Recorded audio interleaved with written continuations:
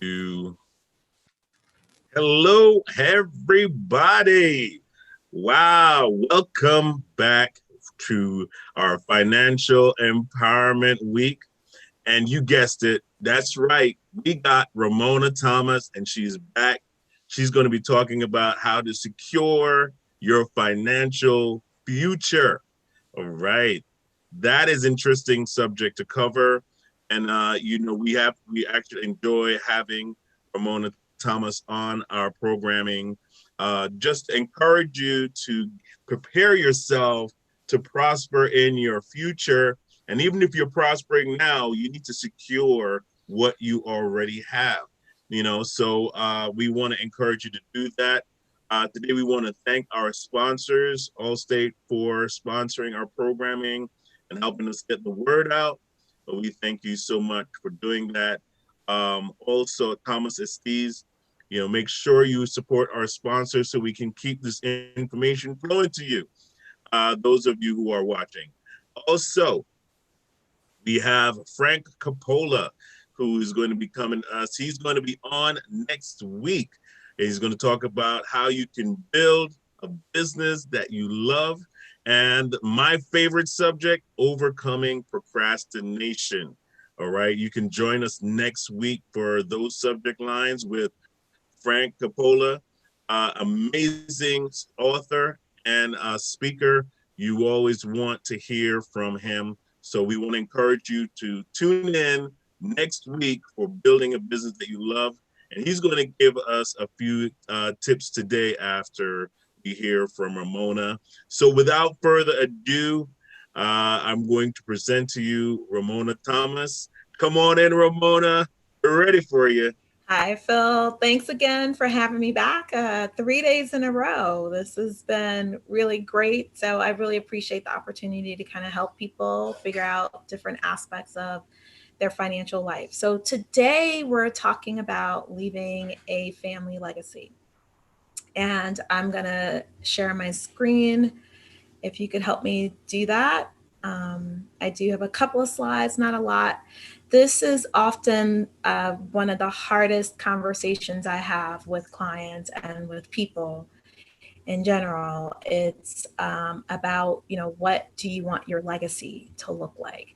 And it's a hard conversation to have because you're having the conversation about when you're no longer here. It's just something that we don't want to talk about when we're not here, but it's a really important conversation to have, especially where now in the middle of a pandemic, and unfortunately a lot of people are passing away. We're hearing the stories every day on the news, or I'm sure there many of us have been touched by COVID in one way or another. We know people who have it, and unfortunately people who've either passed away or whose relatives have passed away. So it's a really timely conversation to have. And what I would ask you to think about is, don't think of it as so like morbid, so terrible. Think about sort of the good things that come out of it. And it's really, Oscar actually touched on this yesterday when he talked about leaving a love letter to your family.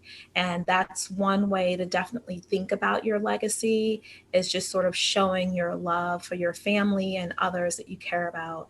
And so we're going to just kind of get right on in it. Let's see if I can find the way to move my slides. There we go.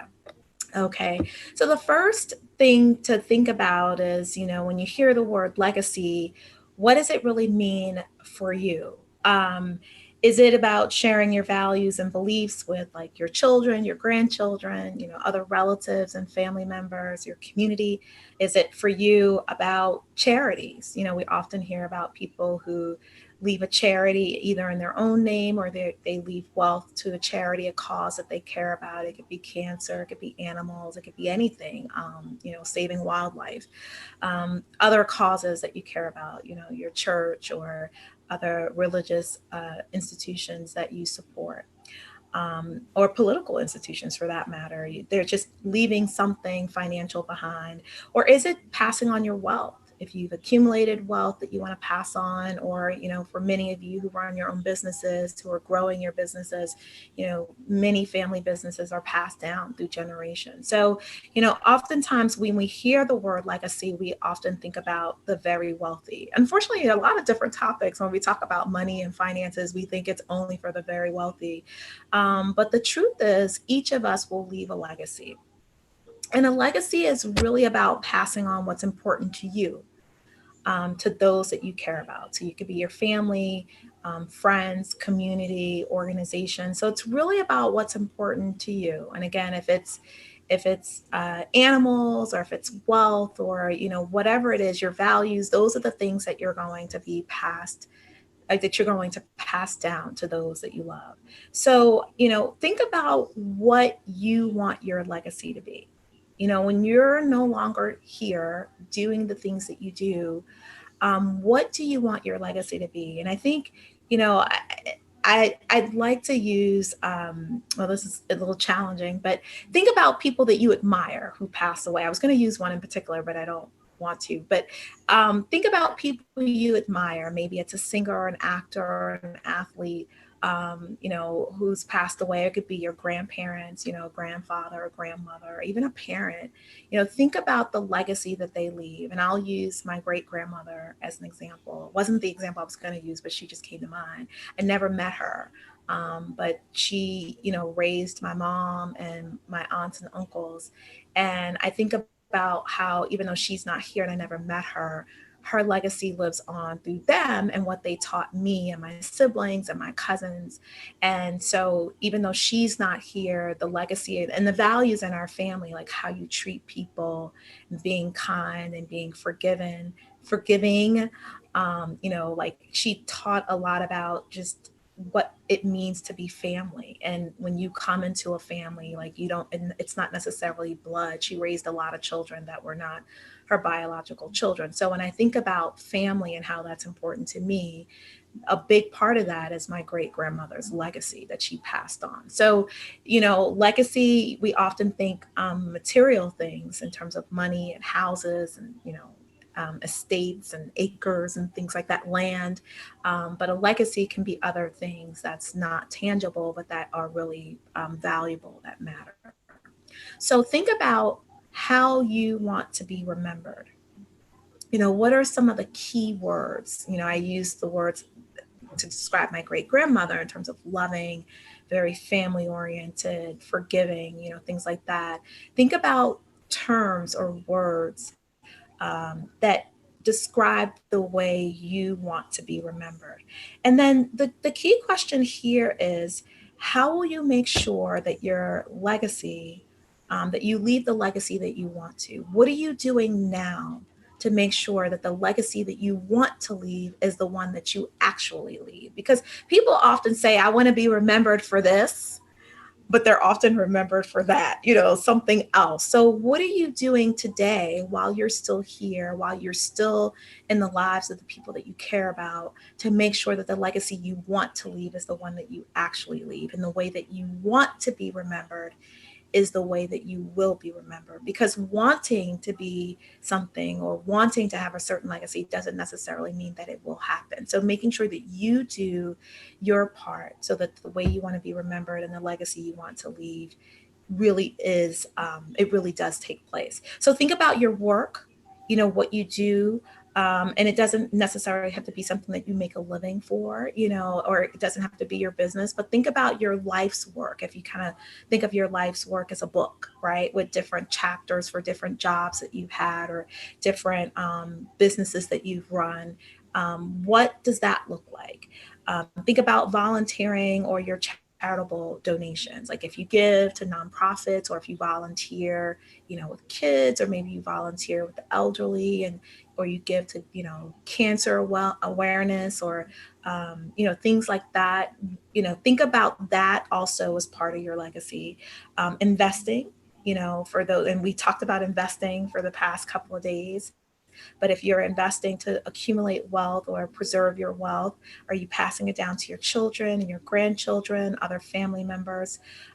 Think about ensuring that your loved ones and your family, that they know your plans and wishes. Like, you know, if something happens to you, will they know what to do? Do you want to be buried? Where do you want to be buried? Do you want to be cremated? Like thinking about who's going to care for your children, who's going to, you know, look out for your dog or your pets, or, you know, all of those things, making sure that those things are well known. And then the other thing around legacy, just sort of another way that you can leave a legacy. We talked about this. It's passing on wealth to the next generation. And as I said earlier, this is the topic that's the hardest part of the conversation that I have, you know, with my clients. But it's also really important. And, you know, for us, many of us don't know how to bring up the topic, which is why we don't.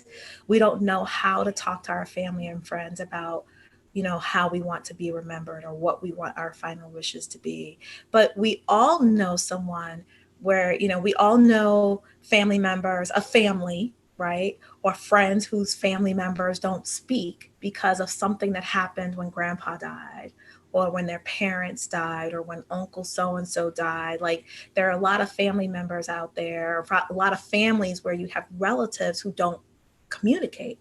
They stop talking because of fighting over an inheritance, or, you know, no, mom really wanted this, no, she really wanted that, and not having, you know, clarity about that. And so it's really so much better to have the conversation now than before something happens in your family or in, you know, your life, that causes, you know, relatives to start fighting and disagreeing, and it brings up a lot of confusion. So you can actually do that, which is why you'll often hear people refer to, you know, sort of the family love letter, or just making sure that your final wishes are known to your family.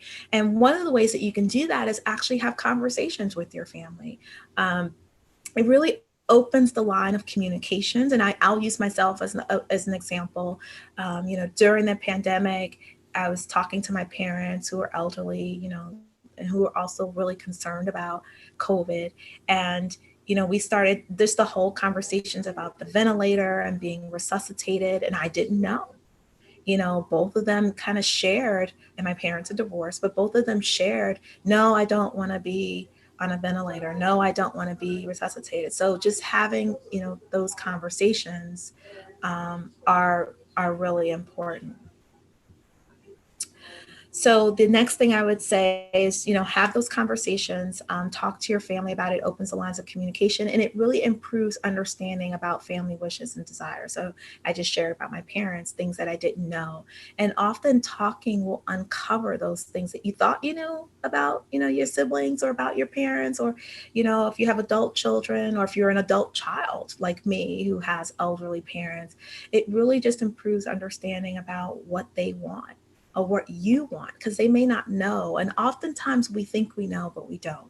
And what you'll find is that even though it's hard to maybe think about how you bring up the conversation, most people who have these conversations actually feel more comfortable. Like they have greater comfort and confidence about if something will happen, they know what to do.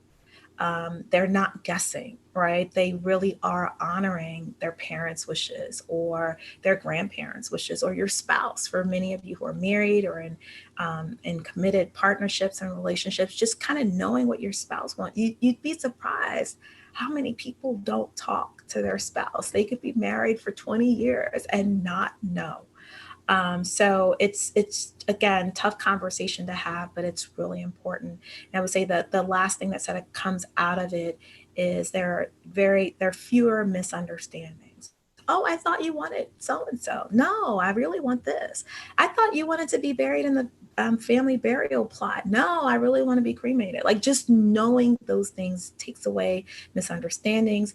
It takes away a lot of confusion, and it takes away a lot of fighting. You don't have siblings, you know, fighting over an estate, or fighting over what they think, you know, parents wanted, or what a spouse wanted, or a spouse fighting with in-laws. Like, there are just so many different ways that those conversations and the decision making can go awry. So talking to your family and friends now, especially now during a pandemic, you know, about the things that you want to happen, And understanding what they want to happen is really important. And then, writing it down. And I'll talk a little bit about that. Just really quickly. So hey Ramona, who should I include when you talk about family? Who should I be talking to? That's going to vary based on your situation, right? So if you're married, obviously you're going to talk to your spouse.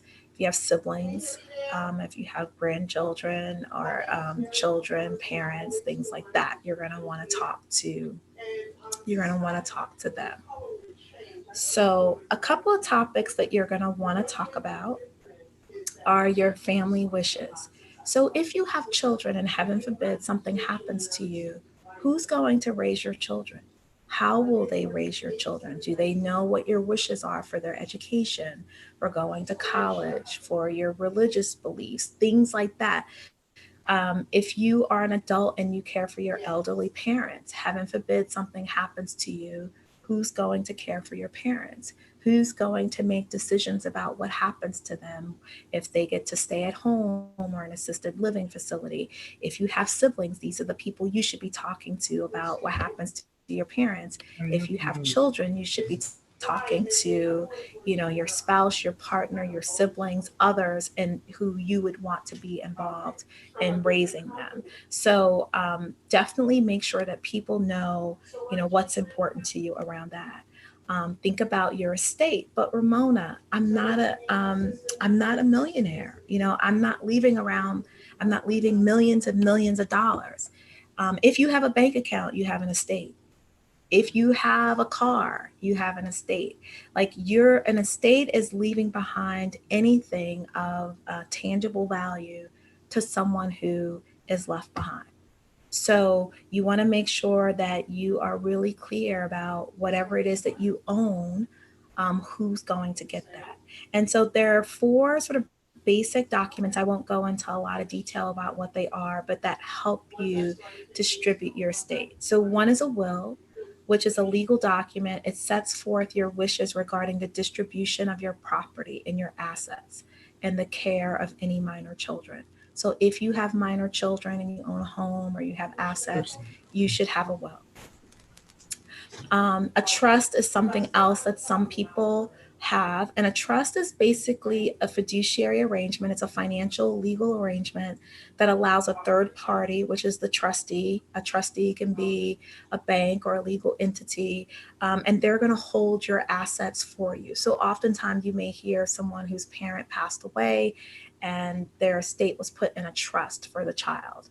And the trustee could be an attorney or someone else who's managing those assets in the trust for the child.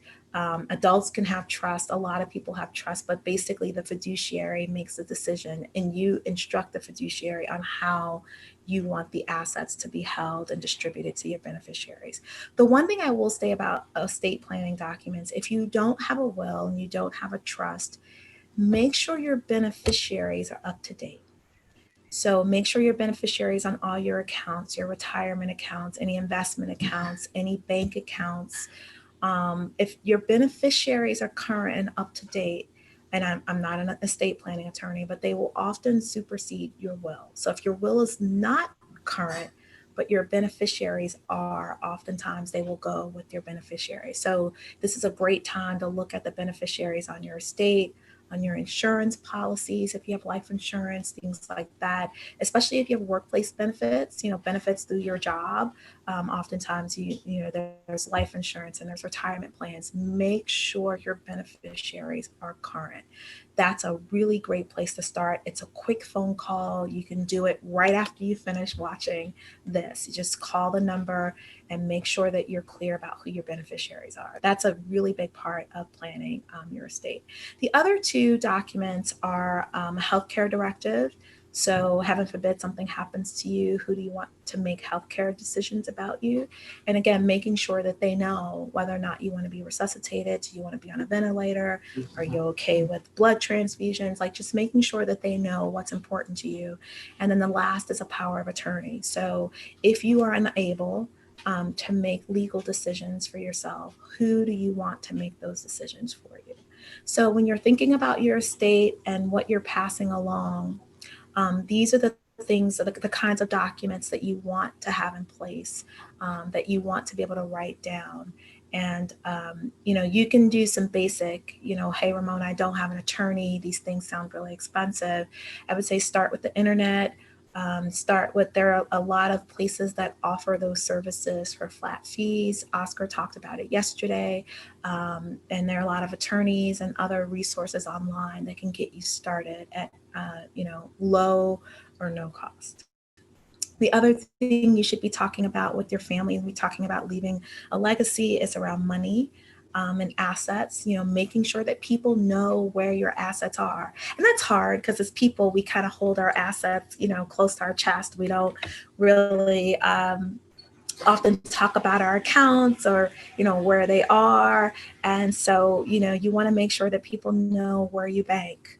Where your life insurance policies are, where if you have investments, where your investments are, so that people know, whoever your, beneficiaries are, that they know where all of those, that information is. And it's the same with your insurance policies, making sure that, those beneficiaries are up to date, making sure that you have adequate coverage.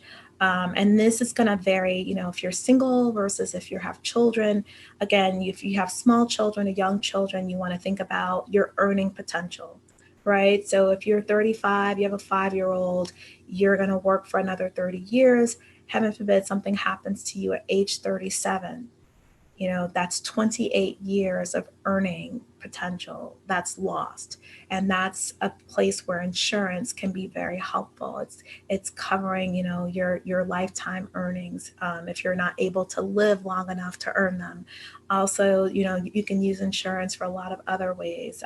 Some people use insurance to actually generate and pass on wealth to the next generation, and others use it to actually protect their assets. So there are a number of different ways that you can use insurance, but the key is you want to make sure that if you have it, that you have what you need for your family, and that you make sure that your beneficiaries are current and up to date, and that they know, where the policy information is. And so I've been talking about, important contacts, important documents, and just having a one pager, with a list of everything, is an important, thing to do. And you can have it on your computer or have it in a, special folder where you keep your papers, so that people know, the policy numbers and things like that. The other thing, which, we're seeing more and more, and we live in a digital times where we all have different kinds of accounts, online account information to our banks and to our investment portfolios and retirement portfolios and to social media accounts. Just making sure that, your relatives, somebody knows, again, something happens to you, that they can deactivate your social media accounts, that they know how to, deactivate your bank accounts and your ATM cards and things like that. And so it makes life so much easier for the people that are left behind, because it really, if you don't have someone who's uh, targeted to do that, and you have a child or sibling who does it for you, it's very difficult for them oftentimes to, go to the bank and, have to close your account or turn off your cell phone or things like that. So to the extent that you can write that information down, let the person know who you want to handle that, it really will help a lot. And then the other thing to talk about is sort of when you're, something happens to you, what are your final wishes? Like, and I kind of talked about this earlier, how would you like your remains to be handled? If you want to be cremated and have your ashes kept in the family or spread in the ocean or on the beach, or if you, want to be buried, where, just making sure that your family knows those things makes it easier for them. Grief is hard enough. Like, and for those of you who've lost someone close to you, that it's very difficult. And then not knowing what the person wanted makes it more difficult. And that's where you start to see a lot of people are overwhelmed, they're stressed out, there's conflict and confusion, which can escalate to, fighting and people suing each other in court and things like that. And so, to the extent that you can make those known to your family, it makes grief, it doesn't make grief easier, but it allows your family members and the people that you love to get through that period in a way that knows that they're honoring you. They know that they were able to do the things that you wanted to the best of their ability. So it really does become a mutual love, right? You share with them what it is that you want. They love you and honor you enough to do the best that they can to honor what it is that you want. I know an estate planning attorney who often says that if you don't decide your estate while you're living, the courts will do it after you're gone. And we've seen, cases like with Prince, who didn't leave a will, and the state of Minnesota was making decisions about how to distribute his estate. So, and you don't have to be as wealthy or as famous as Prince to have those same kinds of conflict come up, in your family. So I'm going to end there and hope that this at least gets you open and opens you to having the conversation, with your family and with your friends. And it doesn't have to be morbid. It doesn't have to be, sad or anything like that. It can just think of it as another area of your financial life that's really important. And it involves those that you love and care about. So I'm going to end there, Phil, and see if you or anyone else has any questions.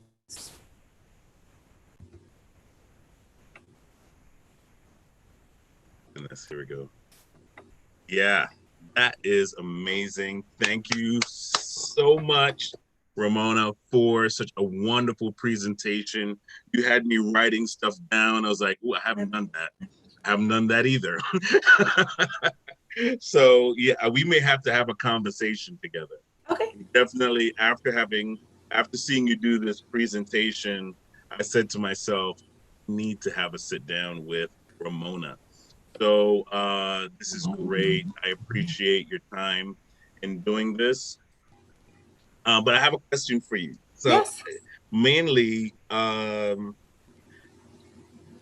when you have a will, how is that enforceable? Does that make your desires enforceable, or can that be changed after you're gone? So I am not an estate planning attorney. So I should have said this. I don't actually do wills, power of attorneys, or trusts. Or I actually will refer that out to an estate planning attorney. We just recommend it as part of your financial picture. So gotcha. That question I would have to defer to an estate planning attorney who knows about the enforceability of your will. I couldn't say that. I couldn't answer that in good conscience and feel confident about it. Okay. I mean, that's understandable. That's very understandable. How easy is it, though, to secure yourself, or how easy is it to set these things up? It's not difficult. I think it's just finding the right person. And again, I always encourage people to start where you're comfortable. So for those that need to kind of know, research for yourself. You can look on the internet and just get a better understanding of what's a will. Do I need a will versus a trust? When do you need a trust? When do you need a will?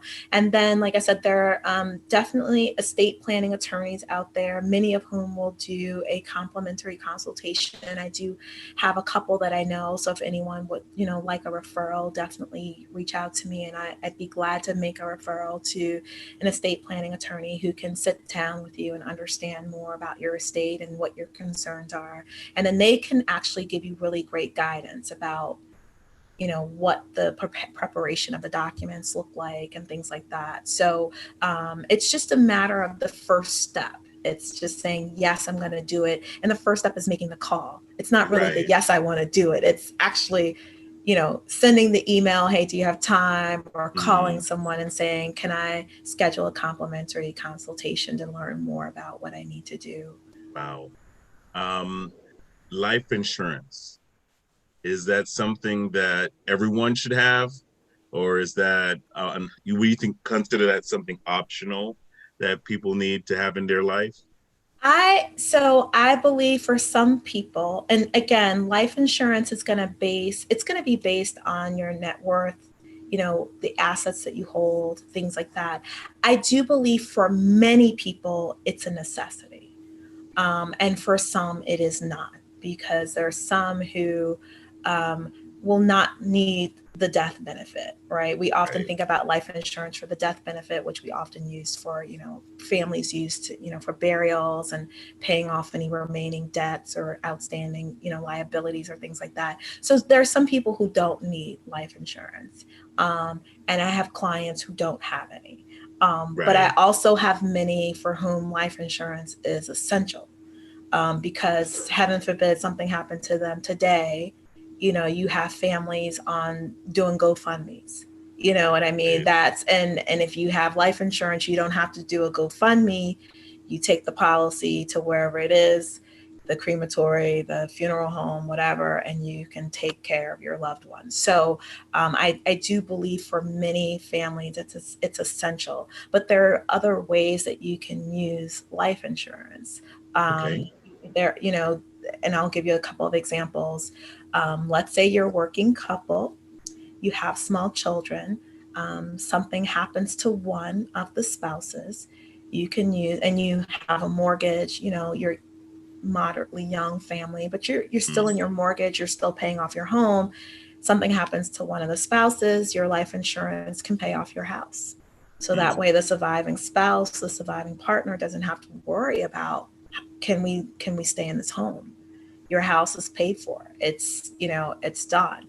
It can even allow the surviving spouse a couple of years, right? To just kind of get that new life without the one who's gone, right?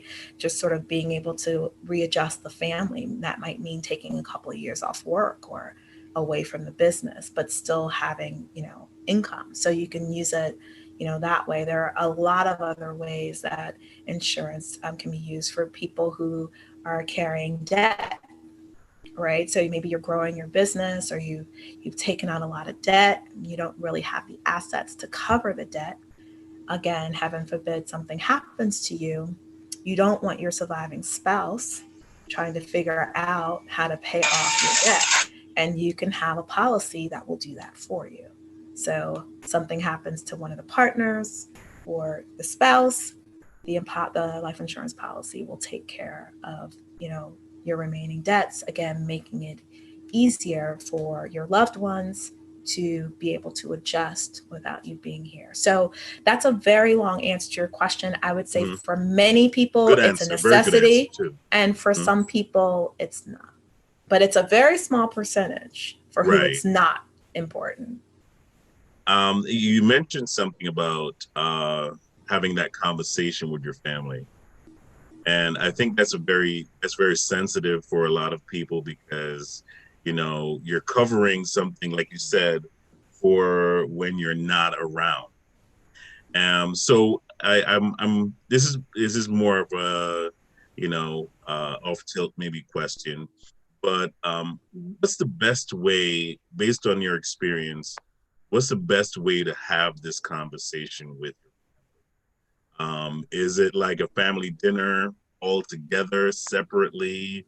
What would you recommend for the person that's considering, having this conversation?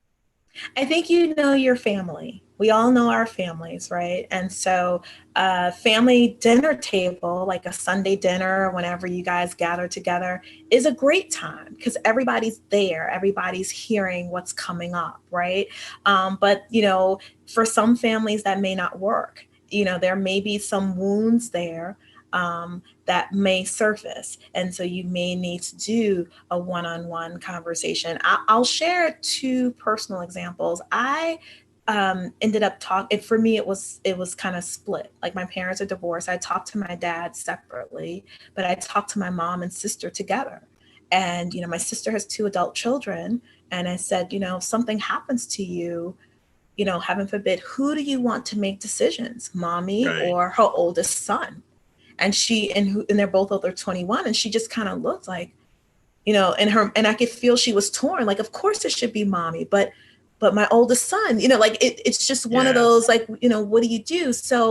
Um, so I think it just depends on the family. You may start at the big dinner table, and then sort of have one-on-ones, with people after. And I'll say, even in family, it's hard. I mean, it's Yeah. hard. I have relatives where you can't get people to move. It's like you and I do this every day for a living, and there's I still have relatives that are just like, oh my gosh, like, you got to be kidding me, but so that's one way. I have a Yeah. friend, and it's funny, if I have one of my closest friends, we talked about this. She did books. She Mhm. left Oh, books for her wow. parents, and Yes. asked them to write things down, like, so, and that really worked for her. And so, there are different ideas, different things that you can do. Again, I think it just really depends on your family. You can maybe leave some of the documents, or in the case of my friend, she left a book, and it was a book with everything in it. Like, so they Yeah. knew exactly kind of what to write. I have a couple of things that I use with clients. One is called it's called 5 Wishes, and it just kind of has like your 5 wishes of the questions that I covered, like, how do you want to be remembered? If something happens to you, what do you want people to do? And my hunch is that there are other things like that out there on the internet. So it may be a combination of giving people something tangible that they can write out on their own. Like, I did that Right. with my dad, and he did it. Like, he's really good self-directed. Like, I give him the homework, he does it. you know Other members of my family, we have to kind of talk it through, and then we Mhm. make notes and things like that. So just, I would say, know your family and know yourself, and then Right. try it. Just kind of, hey, I'm not trying to be Debbie Downer, but Mhm. we're in a pandemic, we don't want Yeah. anything to happen, Mhm. but the inevitable at some point one day, we hope many, many, many, many years from Is now, right. right? But just, and I think when you come at it from a point of love, and just sort of, we want to make sure that we honor you, Mhm. right? You want to make sure that you honor the people that you're having these conversations with. I think it makes it easier to have the conversation. And I think it's a necessary conversation because there's only two sure things in life: death and taxes. I mean, and to not be prepared for those things is like, leaving that door wide open, for disasters to happen. Because, like you said, sometimes I see where people aren't really anticipating those sureties in life, right? And when it happens, it's like Christmas coming around every year. It's going to come, but yet you rush on the 23rd or the 24th to get your gift, right? So it's the same thing. A lot of times we don't anticipate what the next step is, and we should think about these things. Thank you so much, My pleasure. Ramona. Man, this was amazing. For all of those who are listening and watching, you definitely need to reach out to Ramona on her LinkedIn page so you can learn more about how to secure your financial future and leave a legacy for your family and sometimes even your friends. So yeah, please reach out to her. Ramona, this was great information. I know I received a lot from it. Those of you who would like to be a part of Phoenix National Business Group, you'd like a program to be developed around your business. You're an entrepreneur, you're out there, you're hustling. Well, you have friends in the business, right? And we are here to help you. Our motto is, when you win, we win. And so we want you to be a part of our team. If you'd like to do so, just reach out to me, 914-297 PNBG. That's Phoenix National Business Group. And I'll definitely tell you ways that you can sign up to join our network. Next on the list is my best good friend, Frank Coppola, who in the business.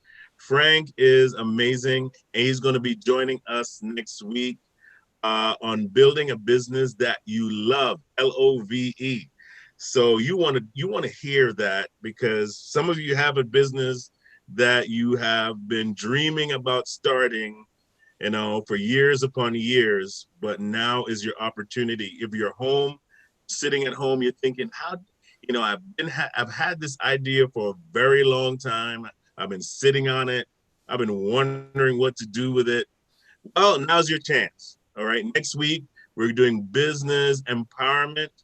And you want to learn from some of our experts that we have coming on the line, how to do that. So I'm encouraging you, share with a friend. You all know who I'm talking to. Share with that friend that you know is like a dreamer, and they're sitting there wondering how to get their dream into reality. We just had Joel Solomon on here. He was talking about how to do that. You need to get your mind right in order to get your money right. So we want to encourage you, just keep watching, keep listening. Frank, I'm going to turn it over to you. Tell some of the folks about what's going to be expected next week. Well, Philip, thanks a lot. I appreciate it. I'm really looking forward to next week. We're going to be doing 2 days. One is going to be build a business you love, double your income in less than 6 months. Now, that's a pretty bold statement. And I've been able to back it up with a number of people that have been able to do that. But what I really like to call this is build a business you love that brings you personal and financial freedom.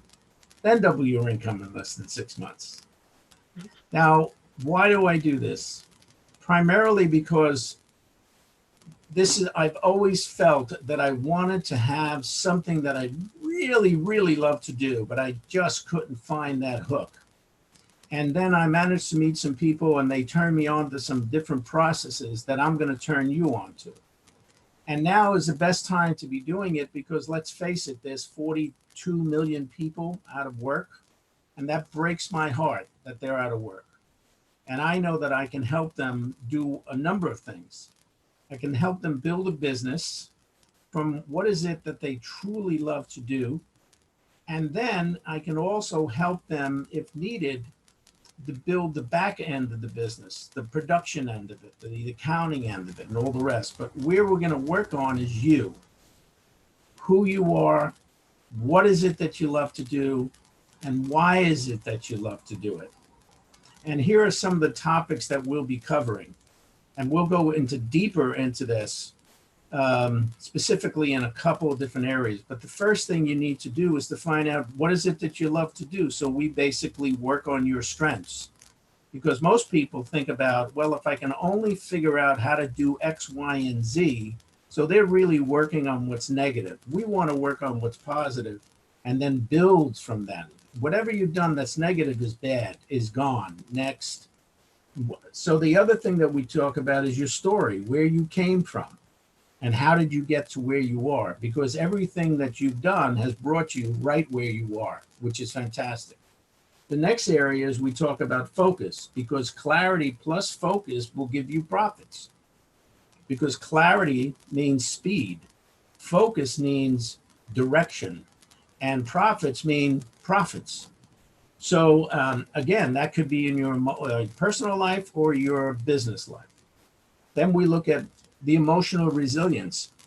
Business people and people in general go up, go down, go up, go down, and you want to be able to know how to ride the wave. The last thing, or one of the other things, is money manifestation. How do we make money in this thing called business? And there are some really interesting approaches. Then we have to cover the big top, which is time management, organization, and procrastination. Then we're also going to be looking at the power of sales, and we'll go deeply into that, because unless you have sales, you have no business. And most people don't like sales. Okay? But you have to remember You've been selling all your life. The best Yeah. salespeople in the world are babies. They cry and people come running. And then the last thing is creativity. How to use your creativity to get to where you want to be going. I could give you a couple examples, but I think I'll wait until next week. I'll be giving away books. I always give away free consultations, as well as I'd like you to think about something between now and next week. What is it that you truly love to do that when you're doing it, you don't even realize you're doing it? I'll say it again. What is it that you truly love to do that when you're doing it, you don't even realize you're doing it? That's your strength. That's where we need to penetrate. So that's the build your business side of this. The other side of it is we're going to spend about an hour and a half on procrastination. 8 simple steps to overcome procrastination. And I will take you through the journey of procrastination, and I will show you directly how to stop procrastination. I don't mean like that would be a good idea. I mean, what constitutes procrastination? And if you can really figure that out, you'll have very specific ways to bypass procrastination, because it's known that the number one business element that will jeopardize your business is procrastination. Number one. So, and by the way, that's on your personal life as well. So I'm looking forward, Philip, to next week, and we'll have some bang up time together, and we'll bring some joy and peace and some harmony for people. That's excellent, man. That's the goal. That's the Yeah. goal right there. You bet. want to make sure you are armed and prepared with vital information that's going to change your life. This is what Phoenix National Business Group is all about. It's about empowering people with the right information. You know, we got a lot of news out there, a lot of bad news, a lot of somewhat okay news, but we want to bring you some good news. We want to give you some good information that's going to be able to take you from where you are right now to where your dreams are, right? We want to make your dreams become a reality. And all that is a lack of information. Sometimes the right information can turn your life around. Go ahead, Frank. What were you going to say? I was going to say there's a lot of information. There's a lot of stuff floating around, but what's missing is wisdom. Right. So we're going to bring that to you. Amen. I love that. Love that. We're going to bring wisdom to you, which I would define that as applying knowledge properly. Exactly. Right? Knowledge is power. Knowledge, the best way to destroy something is to wrongfully apply the information you have. Yes. So there's only a certain way you can put a car together. You got to make sure the tires are where the road is. If you put the tires on top of your car, you're still not going anywhere. You have tires. Yeah. You have tires, but you will always be where you are. So we love this. I love that we're doing this together. And those of you who are watching, stay tuned. Next at 3 p.m., we're going to have Dwayne Reed. He's going to be coming on and talk to us about how to build our credit, how to build better credit. Those of you who have good credit, great. Now you need great credit. Yeah. Those of you who have bad credit, now you need better credit. Okay. So, join us and learn more about how to change your life by improving your credit with Dwayne Reed from Reed Financial. We're looking forward to that. Frank, thank you again. We'll see you next week. Ramona, you're amazing. All right. You're going to be back tomorrow. Oh, anytime. We're going to have her back together tomorrow. And we're going to just have Frank interview her and Joel. Y'all met Joel earlier. And they're going to just give us a little bit more of what they have inside their informational arsenal. And we look forward to that as well. All right. See everyone in another 30 minutes or so with Dwayne Reed. Take care. Thank you. Bye, everybody. Bye.